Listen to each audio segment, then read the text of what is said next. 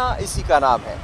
हर बार कुछ ना कुछ आपके लिए हम देते हैं या कुछ नया लेकर आते हैं, जिससे आप अपने जीवन की रफ्तार को तेज कर लें। जो मंजिल तक आप पहुंचना चाहते हैं वो मंजिल पर आसानी से पहुंच जाए। तो चलिए इस बार हम आपको देने जा रहे हैं डायमंड। अब डायमंड जब आपके हाथ में आएगा, डायमंड का मतलब हीरा होता है, तो आप हीरे की तरह चमकने लगेंगे। लेकिन कैसे? तो चलिए मैं आप मिलवाता हूँ हमारे मोटिवेटर डॉक्टर राजेश शर्मा साहब से। सर बहुत स्वागत है आपका। जय हो मनोज भाई, और जय हो हमारे IND24 के दर्शक। हमेशा की तरह खिले रहें, मुस्कुराते रहें, खुशबू बिखेरते रहें, मुस्कुराते रहें और मुस्कान बिखेरते रहें। लेकिन ये मुस्कान बिखेरते रहेंगे, कभी आप लोगों को वॉच दे देते हैं। आज आप कह रहे हैं कि मैं डायमंड देने वाला हूँ। जैसे ही दर्शक सुन रहे होंगे तो उनको लग रहा होगा कि हमें हीरे की अंगूठी मिलने वाली या हीरा मिलने वाला है। और मुझे लगता है हीरा तो हर व्यक्ति है, बशर्ते वो समझ जाए कि डायमंड है क्या, हीरा है क्या। जी मनोज भाई, इसमें बात हमने आज से कुछ समय पहले हमने अपने दर्शकों को वॉच दी थी जी। और वॉच का महत्व भी बताया था। समय का महत्व होता है, और ऐसे ही आज जो है, आज एक डायमंड का महत्व है। सवाल उठता है कि हम जब बात करते हैं तो डायमंड निकलता कैसे? कोयले की खदानों से हीरा निकलता है जी। कितनी मेहनत करनी पड़ती है। तो जिस तरह से जो हीरे के जो माइंस में काम करने वाले लोग हैं, जब ठान लेते हैं किसी लक्ष्य को ठान लेना है, तो किसी भी तरह का अगर लक्ष्य साधना है जीवन में, जुनून तो चाहिए। सफलता के आयाम चढ़ने के लिए, अपने लक्ष्य को अपनी जेब में रखने के लिए कुछ गुणों की ज़रूरत पड़ती है। और ये जो आज का जो विषय है मनोज भाई, ये यूथ लोगों के लिए है जो अपने जीवन में कुछ करना चाहते हैं, एक प्लानिंग करना चाहते हैं। जोश बहुत है, होश की कमी होती है। जो यूथ है, जो युवा वर्ग है, बेसिकली उसमें जोश बहुत होता है, होश की कमी होती है। तो अपनी प्लानिंग को, अपने लक्ष्य को कैसे भेदना है जी, तो उसके लिए जो है मैं, हमारे जो युवा साथी हैं, मैं एक एक हीरा देता हूँ आपको, एक एक डायमंड देते हैं। तो डायमंड का जो है पहला डी आप जी कैच करें, तो DIAMOND इसे याद रखेंगे। तो पहले जो डी है वो सबसे पहले तो है कि डेयर का मतलब होता है कि मैं इसको थोड़ा दुस्साहस भी कहूँगा। एक तो साहस होता है और एक साहस से बढ़ के दुस्साहस होता है।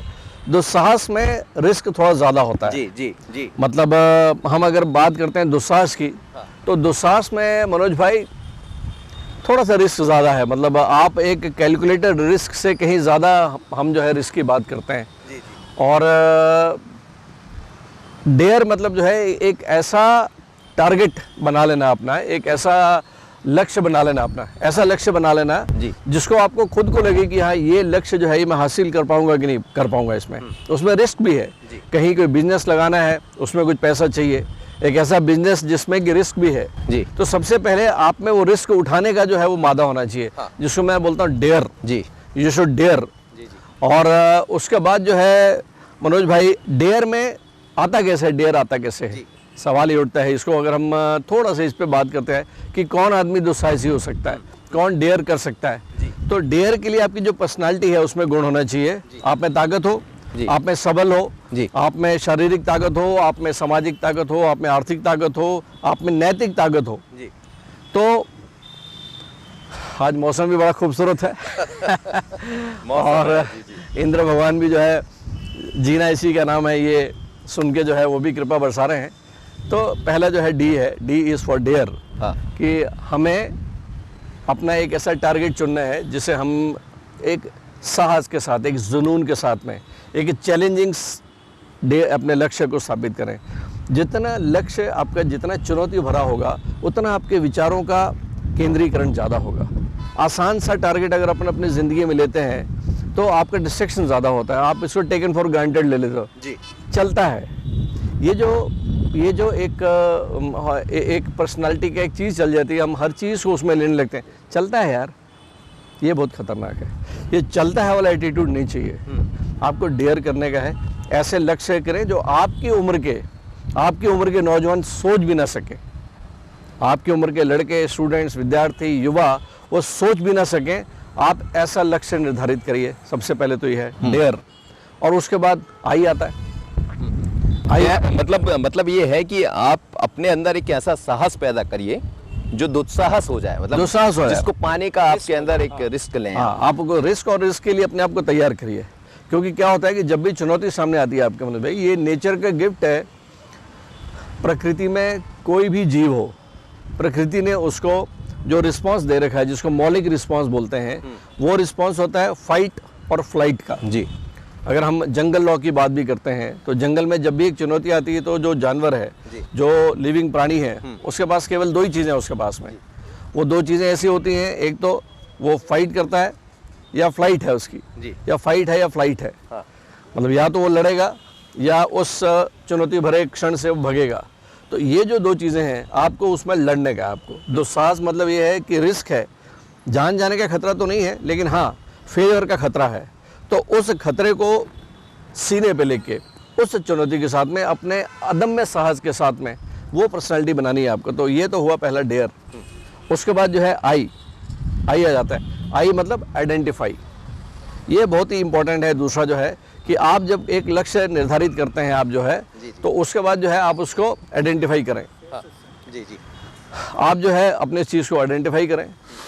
आप आइडेंटिफाई करते हैं जब, तो लक्ष्य को पाने के लिए जो स्तोत्र हैं आपके जो साधन हैं, आपकी जो परिस्थितियां हैं, उनको आप जो है आइडेंटिफाई करिए। आइडेंटिफाई करने का मतलब होता है कि आपके पास साधन क्या है। अगर मैंने माउंट एवरेस्ट पे जाना है तो मैं साइकिल से तो जा नहीं सकता। डेयरिंग लक्ष्य मैंने निर्धारित कर लिया, एक जगह पे कहीं चुनने का है जी, तो आपके पास आपकी हेल्थ है क्या, आप आर्थिक रूप से जो औजार चाहिए आइडेंटिफाई करिए। आइडेंटिफाई रिस्क, आइडेंटिफाई करना, और उसके बाद सतोत्र अपने जो सोर्सेस हैं उनको आइडेंटिफाई करना। तो डेयर करिए एक अच्छा लक्ष्य स्थापित करने के लिए, उसके बाद बैठ के प्लानिंग करिए, आइडेंटिफाई करिए। आइडेंटिफाई उस लक्ष्य पे विजय कैसे हासिल करनी है। आइडेंटिफाई का मतलब ये भी है कि आप जो लक्ष्य निर्धारित करने जा रहे हैं, आप जहां अपना साहस यानी जो जोखिम लेने जा रहे हैं, उस जोखिम के पहले समझ लें थोड़ा सा कि वैसे तो जोखिम का मतलब ही होता है क्या समझना, धारा बह रही है, कूद जाइए आप, पार लगी जाएंगे आप। कूदना है, जैसे आपने बोला है कि कोई नदी की पार करना है आपको, नदी आपका लक्ष्य है नदी पार करना और नदी उफान पे है जी। अब आइडेंटिफाई करना है, उसमें रिस्क आइडेंटिफाई करना है कि आपके पास रिस्क कितनी है। कि ऐसा तो नहीं है कि बिल्कुल ही आप जाओगे बह जाओगे। तो रिस्क आइडेंटिफाई करना और अपने आप को अपने रिसोर्सेस को भी आइडेंटिफाई करना मनोज भाई। ये हो गया डी आई, ठीक है। और उसके बाद में ए मतलब है कि एडॉप्टेशन, एडॉप्ट करना। आपको अपने उस लक्ष्य को पाने के लिए जो परिस्थितियां हैं जो निर्मित हो रही हैं उसके अकॉर्डिंगली एडॉप्ट करने आपको। कहने का मतलब है कि उसको कैमोफ्लेज भी बोलते हैं उसको। एडॉप्ट करने का मतलब है कि अपने आसपास के वातावरण के अनुसार अपने आप को ढालिए, फिर एडॉप्ट करिए। अगर आप भोपाल में रहते हैं और आपको कहीं माउंट एवरेस्ट पे जाना है तो एकदम से नहीं होता कि आप गए और सीधे चढ़ के जाके, आपका एडाप्टेशन होता है, जिसको कि हम जाएंगे। जाने के बाद में उनको जो कैंपिंग लगती है, बेसिकली कैंपिंग लगती है कि हर हाइट पे जाके थोड़ा समय रुकना पड़ता है। आप उस वातावरण के अनुसार अपने आप को तैयार करते हो, अपने शरीर को उसमें ढालने लायक बनाइए। आप ऐसा बेसिकली वो एडाप्टेशन, आप ऐसा हो जाए कि अपने शरीर को उस तरह से आप ढाल पाए और फिर ये समझ आएगा कि आप उसको अडॉप्ट कर पा रहे हैं। अडॉप्ट करना, जी जी, ठीक है। ये एडॉप्टेशन हो गया। हाँ। तो डेयर हो गया जी, आइडेंटिफाई हो गया। हाँ। उसके बाद आपने एडॉप्ट किया, एडॉप्ट किया, DIA। उसके बाद M आता है। M मतलब now you have to move. अब प्लान ऑफ एक्शन है, ठीक है। आपको अपने लक्ष्य के लिए मूव करने का है, आपको प्लान ऑफ एक्शन। तो प्लान ऑफ एक्शन के लिए अब उसमें जो है फिर इनर्शिया नहीं चाहिए जी। आपने जब चीज़ें ये आपने जब बना ली अपनी, उसके बाद यू हैव टू मूव, ठीक है। वो जो आपका एक्शन है बेसिकली अब आपको जो है मूव ऑन करने का है। उसके लिए जो है जो एक फर्स्ट स्टेप जो है आपका, फर्स्ट स्टेप में ही ताकत लगती है। जैसे गाड़ी में भी होता है, जो फर्स्ट गियर होती है, फर्स्ट गियर में इंजन भले ही स्लो चलता है लेकिन ताकत सबसे ज़्यादा इंजन में वही होती है। रॉकेट जब लॉन्च होता है तो उसका 80% ईंधन जो है उसका वो ज़मीन से उठने में ही लगता है। उसके बाद एक बार जो है वो जब एक बार आ जाता है, अपने अंतरिक्ष में आ जाता है, उसके बाद तो फिर जो है वो काफ़ी हल्का चलता है, ठीक है। ऐसे ही फोर्थ गियर में गाड़ी जैसे है, रोल चलती है, ईंधन कम लगता है, स्पीड बढ़ जाती है। तो पहला जो इनिशियल जो कदम है, पहला जो मूव होने का, वो सबसे ज़्यादा है आपका इम्पोर्टेंट है। तो M से मूव होने वाला। उसके बाद आ जाता है O, बी ऑप्टिमिस्टिक। विश्वास से भरा होना चाहिए आपको, आत्मविश्वास से भरे रहिए। ऑप्टिमिस्टिक मतलब आपकी पर्सनालिटी में ये कहीं मैं फेल तो ना हो जाऊँ, कहीं मैं फेल तो ना हो जाऊं। ये तत्व, ये फैक्टर ये बड़ा महत्वपूर्ण फैक्टर है। और इस फैक्टर को देखकर हम ये कह सकते हैं कि आप कितनी रिस्क ले रहे हैं। आप जीवन में जब आप रिस्क लेने जा रहे हैं, आप जोखिम उठाने जा रहे हैं, डायमंड की बात हम कर रहे हैं, तो आपको ये समझना पड़ेगा कि आत्मविश्वास आपका कैसा है। यानी आत्मविश्वास से आप यदि लवरेज है, आपके भीतर आत्मविश्वास है, तो आप मानकर चलिए कुछ भी आप हासिल कर सकते हैं। लेकिन जहां आपका विश्वास डिगा कि ऐसा ना हो मैं कहीं फेल हो जाऊं, ऐसा ना हो कि मैं इसको कर पाऊंगा या नहीं, ये नहीं होना है डॉक्टर जी। जी, तो ये जो है, जो डायमंड का जो ओ है, दैट इज फॉर ऑप्टिमिज्म, आत्मविश्वास और आशावादी होना। ठीक है, आशावादी होने के लिए जो है, आशावादी हम कैसे हो सकते हैं? दो ही प्रकार की पर्सनालिटी होती हैं, एक निराशावादी होते हैं, एक आशावादी होते हैं जी। ठीक है, तो आशावादी पर्सनालिटी होने के लिए आपका सत्संग कैसा है, आपकी कंपनी कैसी है जी, आप जिन लोगों के साथ उठते बैठते हैं। देखिए, इंसान को दो तरीके से पहचाना जा सकता है, एक तो उसकी संगत कैसी है, उसकी कंपनी कैसी है, और दूसरी उसकी कंपनी कैसी नहीं है। आप यदि नेगेटिव लोगों के साथ नहीं रहते हो तब भी आपकी पहचान हो सकती है, जिनके साथ नहीं रहते हो जी। और यदि आप जो है आशावादी लोगों के साथ रहते हो, जो हमेशा जो है एक ऊर्जा से लबरेज है, पॉजिटिव बात है, तब भी पहचान होती है।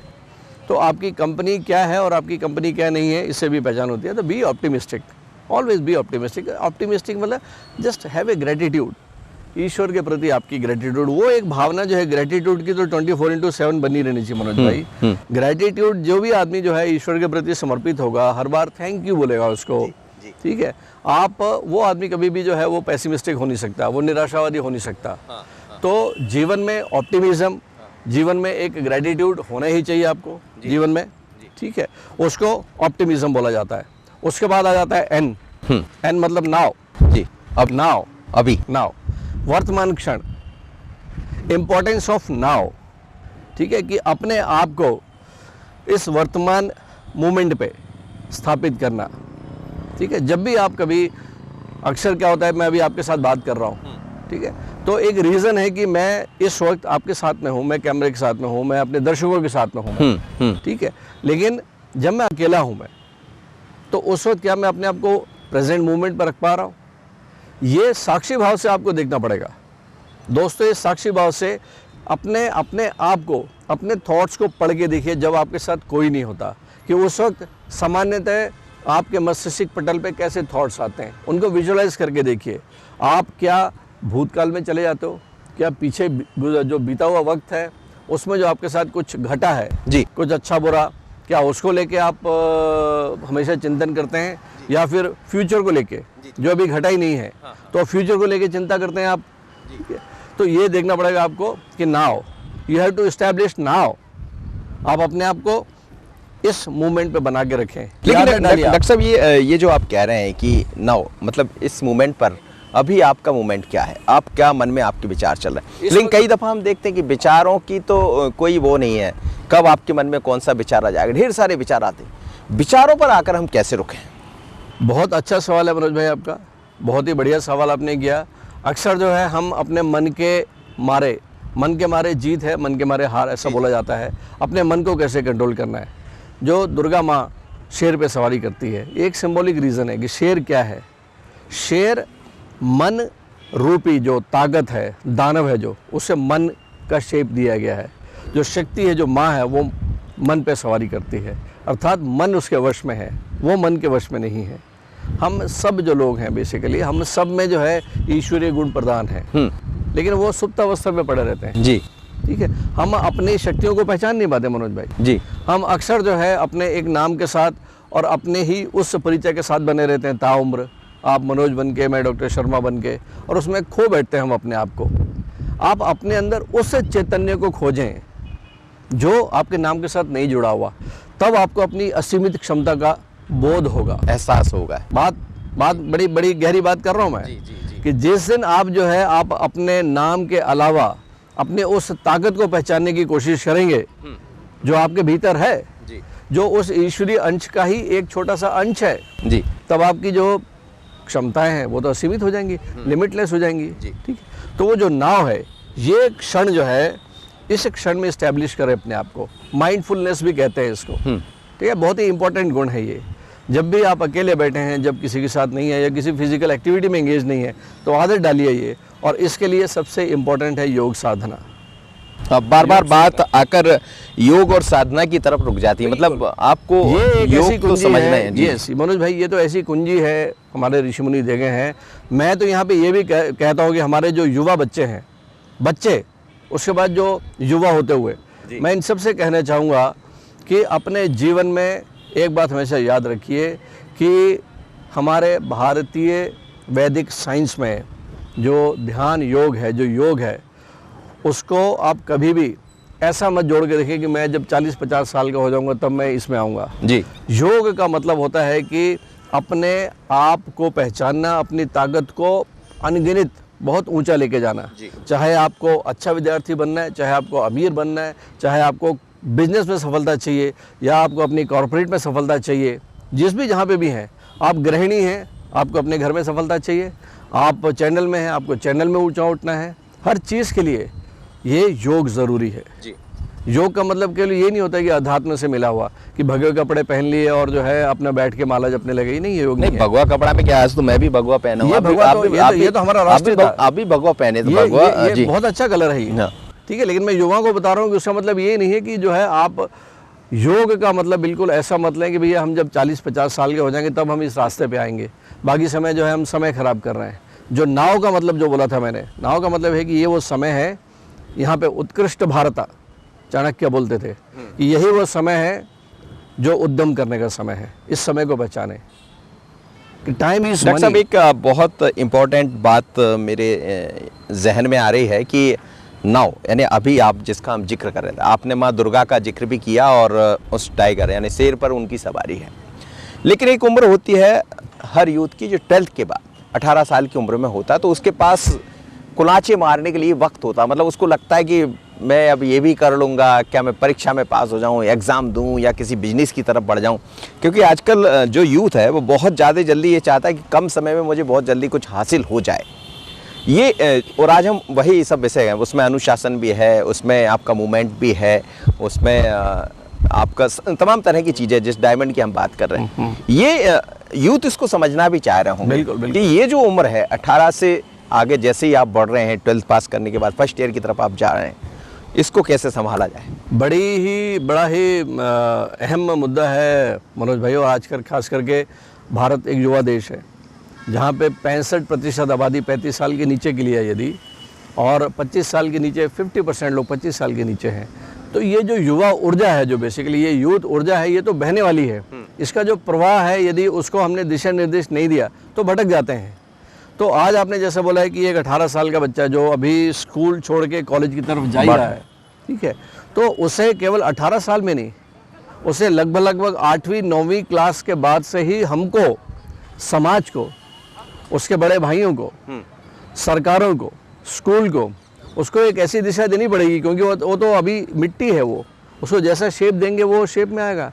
तो केवल 12th में नहीं, 18 साल में नहीं, वो जब 8वीं में है, 12 साल का बच्चा है जो, तभी से उसके दिमाग में वो विचार डालने पड़ेंगे, वो बीज डालने पड़ेंगे, उसे हमको बताना पड़ेगा, उसे वो सोच दिखानी पड़ेगी, उसे वो एक दृश्य दिखाना पड़ेगा जी कि 8वीं क्लास में जो है वो विद्यार्थी जीवन जी रहा है बेसिकली जी, और उसमें जो है वो बच्चा जो है वो क्या बनना चाहता है, उसे बताओ तो सही कि उसका फ्यूचर क्या है, उसे सपने तो दिखाओ, विजुअलाइजेशन कराइए उसको, फिजिकली भी और मेंटली भी, एकेडमिकली, इंटेलिजेंटली।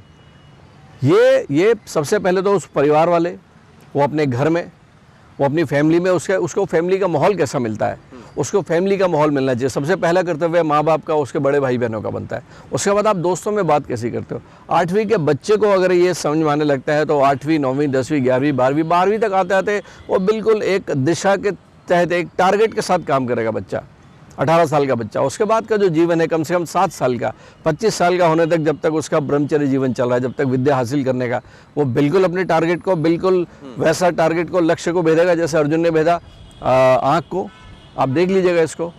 तो ये जो चीज़ें हैं, भटकाव तब आता है जब आपने डेयर ही नहीं किया, जब आपने आइडेंटिफाई नहीं किया, जब आपने अडॉप्ट ही नहीं किया, आप में ऑप्टिमिज्म ही नहीं था, आप तो गुम रहे थे जी। आप तो ऊर्जा है वो, और ऊर्जा की डायरेक्शन नहीं है। आप गाड़ी है आपके पास में, गाड़ी के स्टीयरिंग पे बैठ गए, आपने ऑन भी कर ली, गियर भी दबा दी, चलना शुरू कर दिया, लक्ष्य निर्धारित नहीं। लेकिन इसमें एक वो है कि जो बच्चे हैं, जैसे आपने कहा कि आप उसको कैसा वो दे रहे हैं, कुछ बच्चे ऐसे हैं जो ऐसी परिस्थितियों से निकलते हैं जहाँ कोई मार्गदर्शक नहीं होता है, उनको समझाने वाला नहीं होता। वो फर्स्ट ईयर, सेकंड ईयर या उससे पहले 8th, 9th, 10th करते करते 12th पहुँच जाते, 12th के बाद फिर फर्स्ट ईयर जिसका आप कह रहे हैं। और ये एक ऐसी राह है जहाँ आकर व्यक्ति को दो दिशाएं मिलती है। एक वो दिशा जब उसको लगता है कि मैं वो सब कुछ हासिल कर लूँ, एक वो दिशा जब अपनी मंजिल उसको तय करना, लेकिन वो भटक जाता है। तो ऐसे यूथ जिनके पास कोई मार्गदर्शक नहीं है या जिनके परिजन बता ही नहीं सकते, वो बेचारे उस दौर से गुजरे हैं, वो क्या बताएंगे कि आपको कौन सी, और क्योंकि यूथ की जो मंजिल है इस समय वो बहुत अलग पाना चाहता है, क्योंकि यूथ उसके पास सोशल मीडिया है, तमाम तरह की चीज़ें हैं, गूगल है, ये जो आधुनिक दौर है इसमें कैसे कोई यूथ अपने आप को। मनोज भाई देखिए, पहली बात तो ये है कि अपने लक्ष्य को निर्धारित करना, लक्ष्य विहीन होकर नहीं चला जा सकता। आपको अपने लक्ष्य तो मालूम है, आपको पता है कि अगर मैंने बायोलॉजी लिया तो मुझे डॉक्टर बनना है, अगर मैंने मैथ्स लिया तो मुझे आईटी क्रैक करनी है, अगर मैंने कॉमर्स आर्ट्स लिया तो मैं या तो एमबीए करूंगा या मैं सिविल सर्विस में जाऊंगा। सब बच्चे को पता है। और आज जो है भारत का जो बच्चा है, आज गाँव का ग्रामीण बच्चों की बात कर रहा हूँ मैं, क्योंकि मैं गांव में प्रैक्टिस करता हूं, मैं होशंगाबाद भी जाता हूं, और होशंगाबाद के बाहर गांव में मुझे आपके चैनल में ये कहते हुए बिल्कुल भी कोई दूसरी ऐसी चीज़ महसूस नहीं हो रही है जिसको मैं ये बोलूँ आपको कि गांव में बच्चे जो हैं कम स्मार्ट होते हैं। ठीक है, गांव के बच्चे और शहर के बच्चे, शहर के वो बच्चे जो टोटल साधन संपन्न हैं, उसके बावजूद भी अगर मैं किसी ग्रामीण बच्चे को जो है उनके साथ तुलना करता हूं मैं, तो मैं दावे के साथ कह सकता हूं कि गांव के बच्चों का डीएनए, गांव के बच्चे कहीं ज़्यादा इंटेलिजेंट हैं, बशर्ते थोड़े से अगर साधन संपन्न हो जाएं तो शहरी बच्चों से ज़्यादा बेहतर परफॉर्म कर पाएंगे, क्योंकि अभाव में पलते हैं वो। उनके मन में जो है वो जो एक डेयर है ना, वो कहीं ज़्यादा है, क्योंकि उनको जो है मेहनत करना पड़ता है। वो अपने माँ बाप को देखते हैं, उस अभाव में पले हुए बच्चों में जो है संघर्ष करने का मादा उनमें कहीं ज़्यादा है। शहरी बच्चों में तो माँ बाप जो है उनको बिगाड़ के रखते हैं भाई, ठीक है, लेकिन गांव के बच्चों को देखा मैंने, जितने ईमानदार होते हैं, जितने अपने लक्ष्य को, ये दुर्भाग्य होता है कि उन बच्चों को साधन नहीं मिल पाते या प्रॉपर गाइडेंस नहीं मिल पाता। यही बात होती है कि हम इस चैनल के माध्यम से हमारे जितने भी सोर्सेस हैं, चाहे वो सरकारी हों, चाहे वो मतलब कई एनजीओज़ हैं, कई ऐसे लोग हैं लगे हुए जो काउंसलिंग करते हैं, ऐसे हैं काउंसलिंग। और अब तो जो है खास करके जब जो है इंटरनेट आ गया है, जब मीडिया आ गया है, तो हर बच्चे के हाथ में आज की डेट में मोबाइल होता है। तो उस मोबाइल में व्हाट्सएप की जगह पे है, अगर वो बच्चा कुछ और चीज़ देखता है, नॉलेज भी है, तो हमको वो देखना पड़ेगा। इसीलिए मेरा जो आखिरी डी है जी, वो डिसिप्लिन का है। हाँ, ये इंपॉर्टेंट रह गया अभी। जो डायमंड था हमारा, जो है डायमंड का जो आखिरी डी है, वो सबसे महत्वपूर्ण है मनोज भाई जी।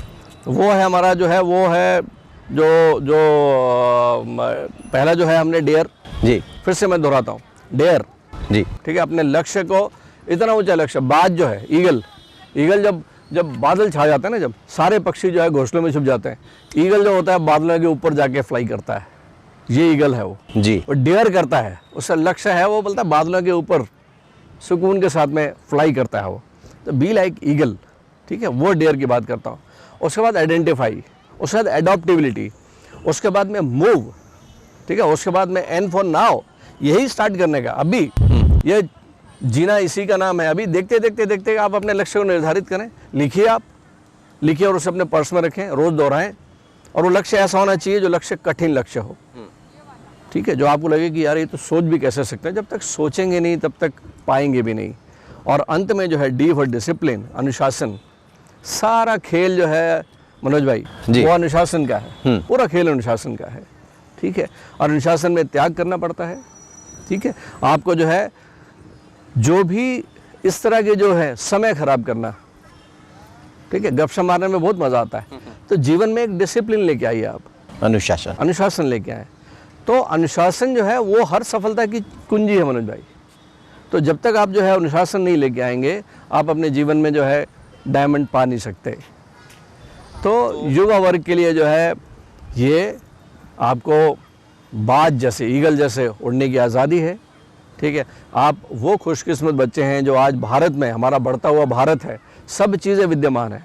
आज ओलंपिक में जो है हमारे यहाँ के बच्चों ने गोल्ड मेडल लिया, ठीक है। अगर हम नीरज की बात करते हैं, नीरज के मुकाबले जो बाकी जो लोग थे, आप उनकी पर्सनालिटी देखते, उनका कद काठी देखते, लेकिन क्या टेक्निक, क्या डेडिकेशन, ठीक है, लेके आए गोल्ड मेडल। और हमारे बच्चों बच्चियों ने, तो उनके जीवन को देखिए आप, किस तरह से सुबह 4 बजे उठ के जो है वो शुरू कर देते हैं, मेहनत करना शुरू कर देते हैं। अपने मोहल्ले में क्रिकेट का शो देखिए जाके, छोटे छोटे बच्चे हैं, अपने कद साइज का जो है किट बैग लेके जो है जाके मेहनत करते हैं जी। तो डिसिप्लिन तो करना पड़ेगा भाई। तो इन सब चीज़ों के बाद जो है आपको अपनी सफलता का डायमंड मिलेगा ही मिलेगा। चलिए, तो आप समझ गए कि आपको यदि डायमंड पाना है, यानी आपको चमकना है हीरे की तरह, तो आज डायमंड हमने आपको दे दिया। डायमंड के एक एक लफ्ज़ों पर आप गौर कीजिएगा जो डॉक्टर साहब आपको समझा रहे थे, तो फिर आप मानकर चलिएगा कि इसमें अंतिम जो डी है वो बड़ा महत्वपूर्ण है। और यदि आपको हर लफ्ज़ को अपने जीवन में उतारना है, डायमंड यानी डी का मतलब आपको समझ IAMOD समझ गए आप, तो हर लफ्ज़ का आप मतलब समझ गए होंगे। और यदि आप मतलब समझ गए होंगे तो अंतिम वाला जो है वो है अनुशासन। तो आज से ही आप अपने जीवन को तय करिए कि जो लक्ष्य आपने निर्धारित किया है मुझे उस तक पहुंचना है, उसके लिए त्याग करना पड़ेगा। सुबह जल्दी उठना, देर रात तक जागना नहीं। और आज का जो दौर है, मोबाइल आपके हाथ में होता है, निश्चित रूप से आप इस्तेमाल कीजिए, क्योंकि दुनिया के साथ लड़ना है तो आपको आधुनिक टेक्नोलॉजी के साथ चलना होगा, लेकिन उसका गलत इस्तेमाल तो नहीं कर रहे हैं। तो उसके लिए अपने खुद के अनुशासन में आपको रहना होगा। और ये यदि डायमंड आप समझ गए, इन लफ्ज़ों की पूरी परिभाषा को आप समझ गए, तो मानकर चलिए आप अपनी मंजिल तक पहुंच ही जाएंगे। बहुत बढ़िया डॉक्टर साहब, आपने बहुत अच्छे से समझाया। और निश्चित रूप से आज जो दर्शक हमारे साथ जुड़े होंगे वो इस बात को समझ गए होंगे, खासकर युवा। तो आप समझिएगा इस बात को। मुझे और डॉक्टर साहब को दीजिए इजाज़त। जीना इसी का नाम है। बने रहिए IND24 पर। नमस्कार। जय हो।